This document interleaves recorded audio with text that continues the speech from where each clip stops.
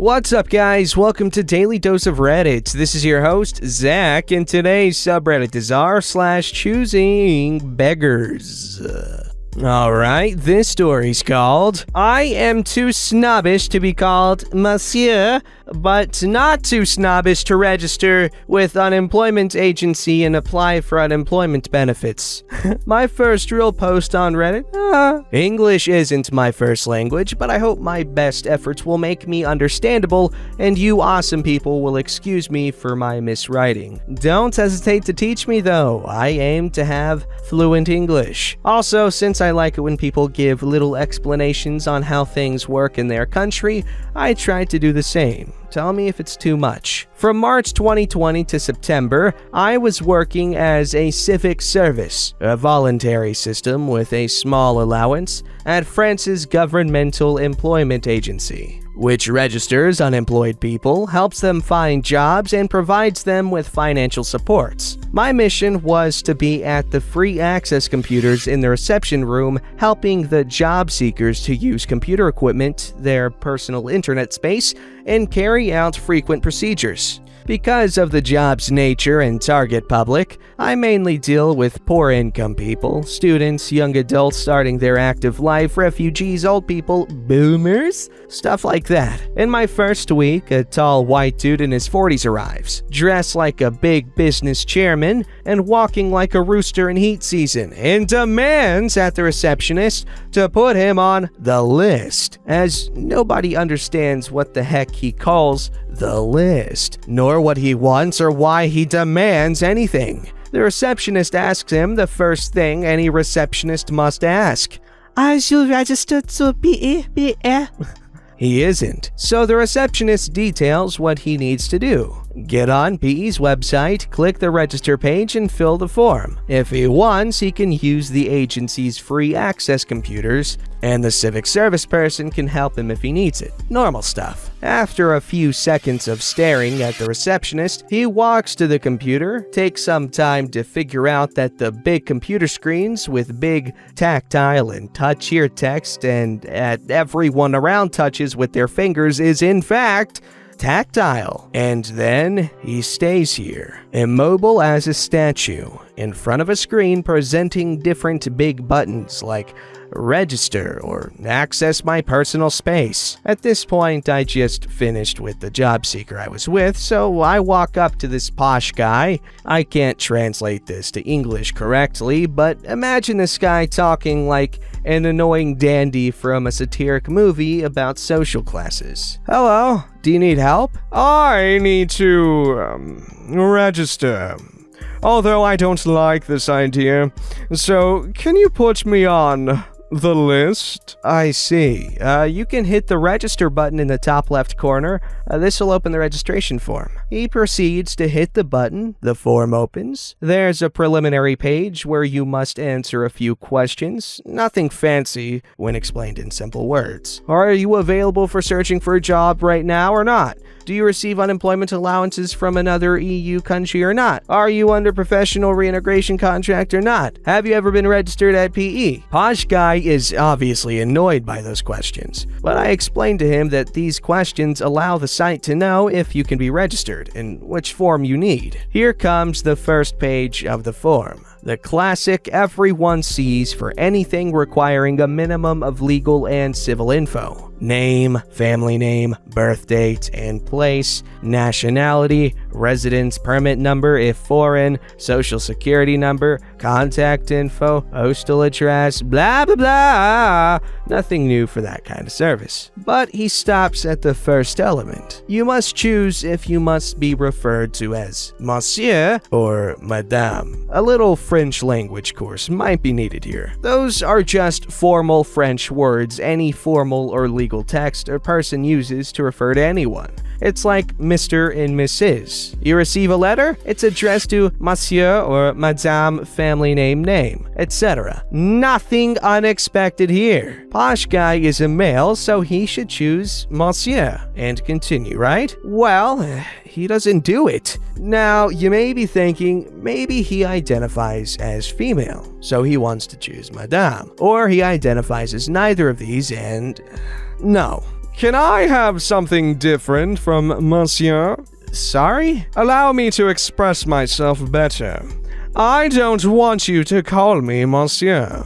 You can choose madame instead. No, I just wouldn't want to be called by a monsieur. What do you mean? Well, I'm afraid it would be incongruous for you to call me monsieur because that would make me, how to say, it would sound as if I were a commoner, you see? At this point, I'm staring at him, wondering if he possibly lived in a cave since 1789 and missed the memo about the French Revolution, and the one about abolition of privileges, and the one for the Declaration of the Rights of Man and of the Citizen. Or maybe that's because he never set a valid postal address by not indicating if he wanted to be referred as Monsieur or Madame.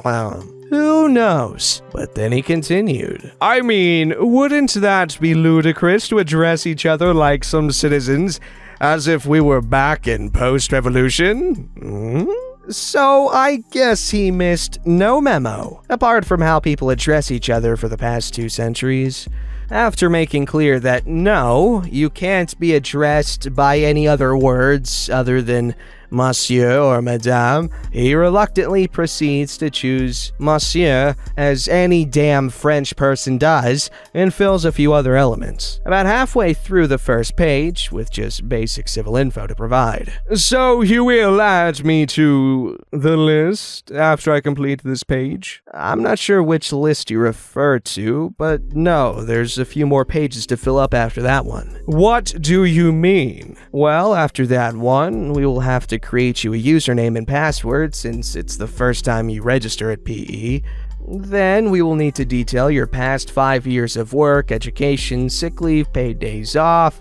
Then indicate if and how you have allowances from other systems like parental support, disabled workers, if you've been domiciled abroad in the past economic year, and finally detail what you're searching for in a job, and there's a final multiple choice questionnaire to help us know exactly what you need from us and how we can help you in any way. Posh Guy is getting all offended and annoyed. Wait. You're just supposed to put me on the list. Nothing else. Which list are you talking about? Well, the list. List of what? The list of people you owe money. Why would we owe you money? Because I do not work. I don't need it, never had, and never will. Sir, being unemployed alone doesn't grant you any allowance.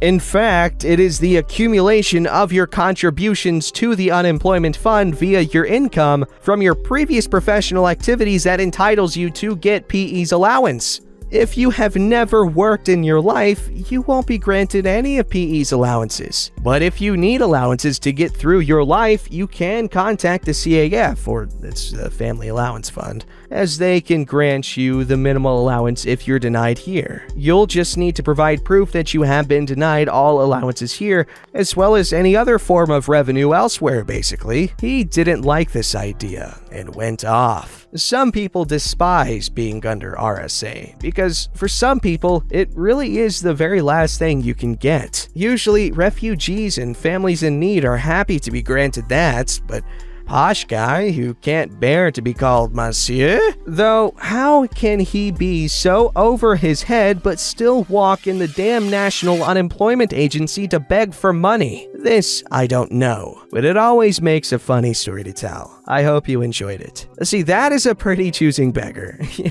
Like, what? I thought monsieur was fancy, but then again, to me as an uncivilized American, anything French sounds fancy to me. It's because y'all add like a whole bunch of unnecessary syllables, and there's also lots of throatiness to it. Sounds fancy. Alright, this story's called, Sure, I'll give you a lift while you're looking for a car. 1 year later. So this is my partner's cousin. He had just turned 18 and got an office job straight out of college. Similar times to me, and sort of on my way to work. I take about a 10 to 15 minute detour to pick him up and drop him off. His mother asked him if I could give him a lift to work and back since she works late. I said it was fine. It's nice that he's finally got a job. To start off with, he was good, punctual, was always waiting outside his house and work when I got there. Smooth transition. Then, after about 8 months of doing it, he got a bit sloppy. Started getting up late, not telling me he's got a lift home with someone else he works with while I'm outside his office. Not all the time, but about once or twice a week. I pulled him up on it. He was a bit defensive about it, but eventually apologized and he started being good again. Now comes to last week. I am no longer giving him a lift due to his rudeness. I started feeling really rough on Sunday, flu-like symptoms, and told my work that I won't be in. I tried calling my partner's cousin a few times, but he didn't answer. So I sent a voicemail around midday saying that I won't be at work, so he'll have to find a lift there. This is how the conversation went. Hey mate, sorry I can't give you a lift to work tomorrow. I'm off sick. Got the flu that's going around at the moment. Probably worth getting a taxi for tomorrow. I'll keep you updated about the rest of the week. Cheers. Bye. I got no reply for the rest of Sunday, so I assumed he must have sorted something out. But I wake up at 8 a.m. on Monday morning to 6 missed calls and 2 voicemails. Where are you? I'm standing outside and you're 20 minutes late. I didn't get to work today. It's a big meeting. Hello? Pick up your damn phone. Where are you? I can't be late today. After I heard those, I was a bit annoyed, but rang him back straight away, sounding like the Grudge with a super sore throat. Hey mate, sorry I was asleep. Still feeling really crap. Did you not get my voicemail yesterday? I saw it, but I haven't listened to it because I didn't want to spend credit listening to voicemails. Are you still coming? Mate, definitely not. I can't get up without my head feeling like it's about to burst. Have you not sorted the lift out? What am I supposed to do then? How am I getting to work? You can call a taxi. How did you get there before when I've been off on holiday? I'm not paying money to get to work. It makes no sense to spend money to earn money. How do you think everyone else gets to work then?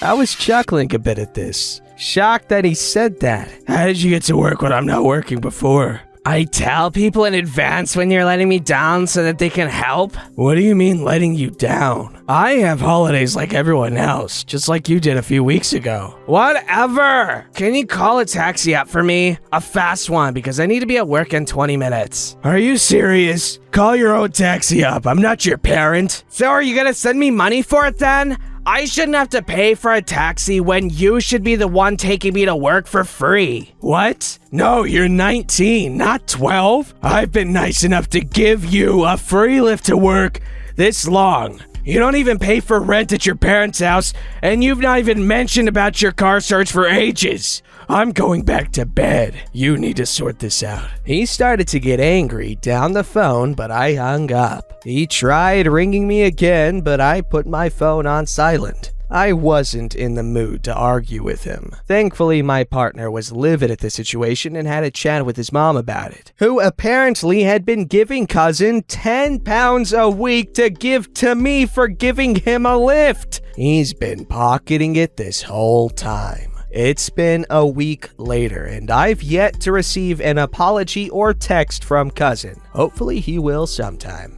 Okay, so I'm assuming it takes place over the course of a year. Dude, that means that's like at least 500 pounds he missed out on. All I know is that kid was an ungrateful punkaroni. Alright, this story's called Aunt Wants Free Art 'Cause Family. I'm a 15-year-old female and I've started selling digital art commissions in July. My aunt knew about it from my dad and the conversation went like that. I heard you're accepting art commissions. Yeah, it's going good so far. I've sold X commissions already. Oh, that's cool. Congrats. I was wondering if you could do portraits of my kids. She has 4 kids. Thinking she wants to buy the portraits? Oh, sure, I'd be happy to do that.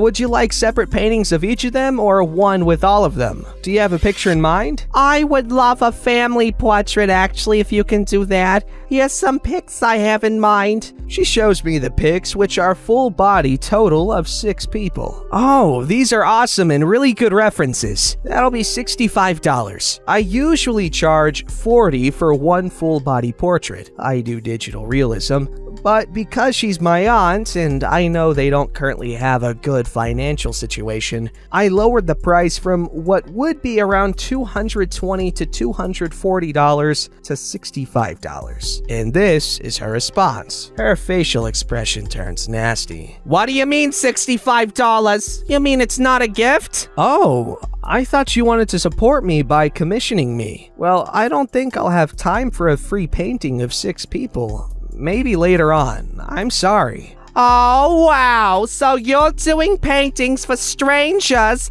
but you don't want to do a painting for your auntie? It's great practice for you after all, if anything. You're the one who has to ask my permission to draw my family. I'm so disappointed your dad never taught you to respect adults. Then she went out of my room and slammed the door. But, me being me, I got really mad and got out of the room after her. Look, I don't think I'll ever actually end up doing anything free for you. Also, if anything, you are the one being disrespectful for my work, and your work isn't even that good. Now stop being rude and go to your room. You are not gonna tell me what to do in my parents' house. And you better watch your own manners before picking on somebody else's. She got red as if she was going to explode. Then Dad came and found the situation hilarious, but still got mad at me because he agreed that I was being disrespectful. Honestly, whatever. We got some r/ChoosingBeggars content out of this. Yikes, that is just a situation that would not be fun to be in, I think, in my opinion, probably.